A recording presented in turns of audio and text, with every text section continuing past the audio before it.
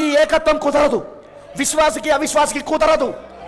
ఆ వెలుగుకి చీకటికి కుదరదు. వర్తమానానికి సంఘశాఖకు కుదరదు.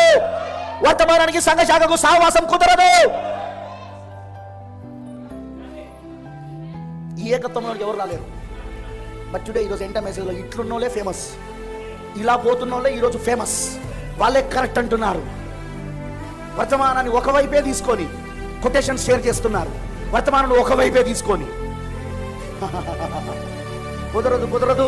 నువ్వు ఒకవైపు చూసినావంటే నీ పని అయిపోయినట్టే. వర్తమానాన్ని ఎప్పుడు రెండు వైపులు చూడగలగాల.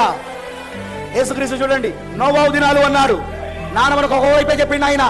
కానీ నోవాహు దినాల్లో మనిషి కుమారుని ప్రత్యక్షత పొందుకొని, మనిషి కుమారుని రాకడ పొందుకొని సజీవంగా మరణము రుచి చూడకుండా ఒక చుక్క వర్షం భూమి పైన పడకముందే, దేవుని ఉగ్రత భూమికి రాకముందే ఒక ఆయన దేవునితో నడిచి, మనిషి కుమారునితో నడిచి, మనిషి కుమారుని రాకడలో మనిషి కుమారునితో నడిచి ఒక పిరమిడ్ ని కట్టి తలరాయిని పెట్టి ఆ తలరాయి నుండి అదృశ్యమై వెళ్ళిపోయిన వాడు ఉన్నాడు.